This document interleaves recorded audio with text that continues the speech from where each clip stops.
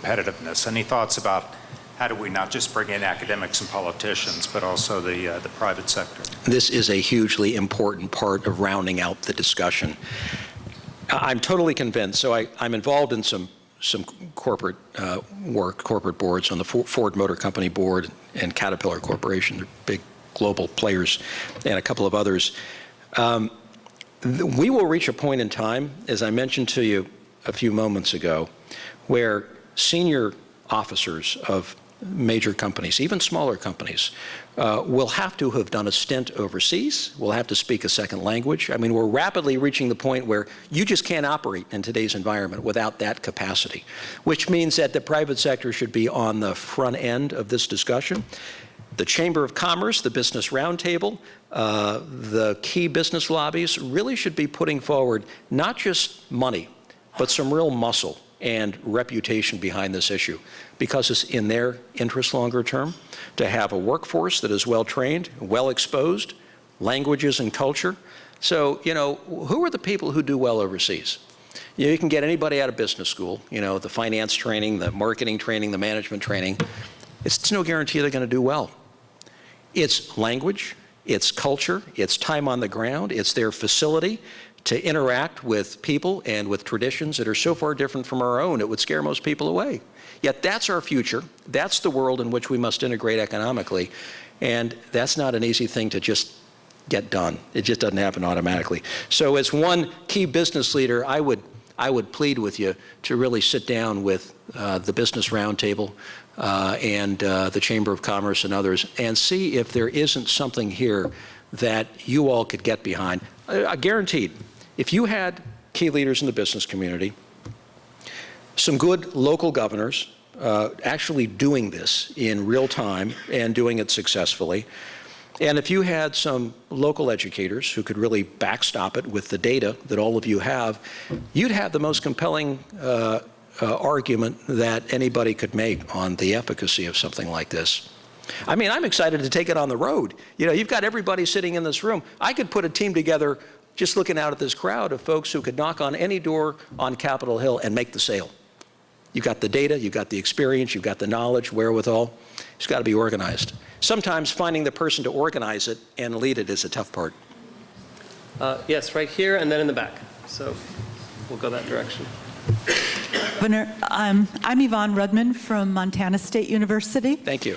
And how would you suggest the educators of Montana approach the new ambassador to China, considering he's our ex-senator? How should we frame our request to him? You have a huge opportunity with Max Baucus, who was just in our home not long ago, sitting on our sofa, wanting to absorb as much as he could on China. So you get him on the phone, and you tell him I sent you there.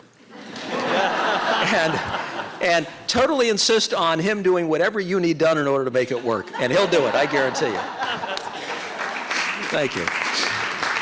And back in the back.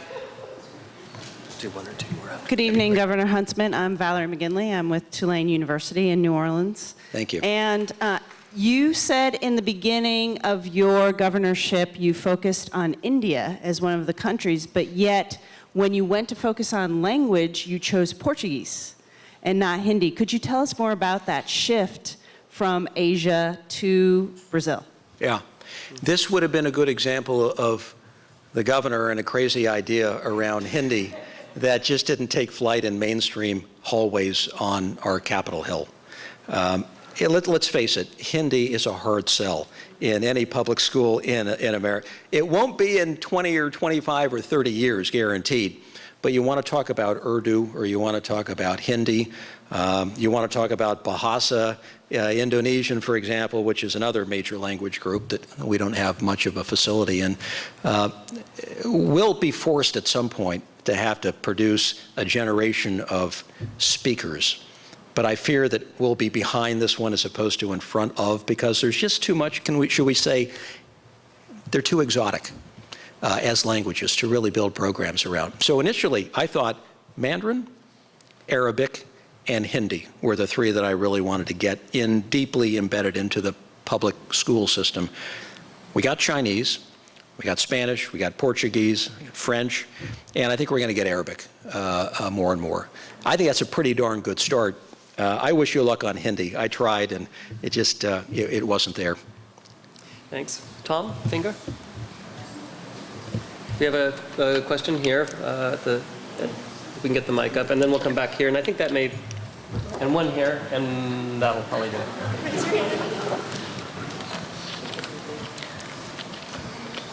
Thank you, Governor. I'd like to underscore one of the points that you made and just went right across it. And that was the presentation of language in the public schools as not something for the college-bound, but as something for everybody. It's not a discriminator, it's critical to everybody. I think that's a hugely important way to think about this. A related aspect is that all of us here believe that learning the language is the key to the culture, is the key to success. But I don't like leaving things to chance. And I wonder what thoughts you have on the steps that need to be taken to increase the likelihood that those who don't go on to college are able to realize benefits from the globalization of their education, work with the chambers of commerce, work with state and national firms and so forth, to begin putting in place the opportunities for the people that will be coming out of this process. I think for you, Tom, and certainly for me, it was just a logical thought, and that is language should not be reserved only for those who are college-bound, but rather will round out and provide a richness to life for everybody, and certainly will allow all of our citizens to enhance their sense of democracy and their place in the world. And when that bumping up against us by China occurs, they're better able to put all of that in proper perspective. Having studied a language, having seen a culture, having used that lens, which I think is really magnified by studying a language. I don't think, well, we're going to have some data on this that I think will be very important. So if you look at, our program in Utah, it really has gone to about 6th grade, 7th grade. So we're just years away from people breaking off to college and people moving on to other things. And it will be very important to take the data that this clinical trial yields and to make sense of it in terms of forward policy making. Because I think we're going to learn some very important things about where these kids land, what they choose to do with a high school education. I think ultimately you're going to have a lot more foreign investment in the United States. So China will probably lead the charge, if I had to say, over the next 20 years. They're sitting at maybe $12, $13 billion invested in the United States today. But I think that's going to go, up tenfold. That's inevitable. So in every community that you all are operating in, you'll have Chinese investment, doing things with American companies. And the idea that you have people, and that's just to name one country, there will certainly be others, to have, kids out of high school who carry with them some skills and knowledge of a language who can be put to work in a joint venture kind of arrangement, I think will be a very, very attractive thing and will make states a whole lot more competitive when they can market that dimension. I can tell you as a governor, having marketed a state, that will be hugely important years from now. We can't tell that story today, but I think in the years to come we'll have a lot more data on which to really analyze that. I can't resist adding that the iconic Virginia Smithfield Ham company, just half an hour from here, was bought out by the Chinese this year. And they're coming to William & Mary and asking for cultural advice and language training. There you go. Absolutely interesting. We have a question here, and I think we're going to have to take the one in the back, and then that may be it, I'm afraid. Good evening, Governor. Scott McGinnis from Defense Language Institute, Washington office. This is less of a question for you than I think it is for the conference, because it would be grossly unfair to expect that you could answer this question in the next 20 seconds. In the face of harshly diminished resources on the federal level for the Department of Education, and yet tremendous exemplars that are in place, obviously in Utah, but also through the language roadmaps that have been developed in Ohio, South Carolina, Texas, and so on and so forth.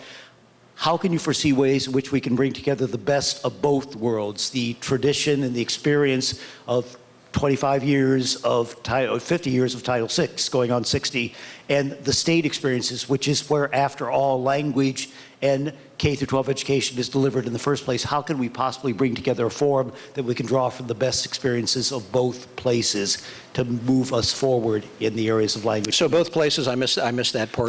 Both the federal level for the experience, what we've had with Title VI and Fulbright Hayes, but also the state-by-state exemplars, Utah included. What sort of a fora could you see could be bringing together the best of both worlds? And again, as I said, it's grossly unfair for you to answer that in the next 10 seconds. Yeah. You know, I'm not an expert at this other than to say that when we were going through our language enhancement program, we had to make the sale to the people of our state, and we had to make the sale to all of the key constituents who would then put pressure on their added constituents, additional constituents to kind of come around the program. So we had about 3 summits where we brought the leaders of public ed together, we brought business together, we brought the legislature together to say, here's what we'd like to do. And if we do it right, here's where we could be in 20 years or so. And it's ambitious, and it's going to take a little bit of money, and it's going to take a long-term kind of concerted level of engagement. But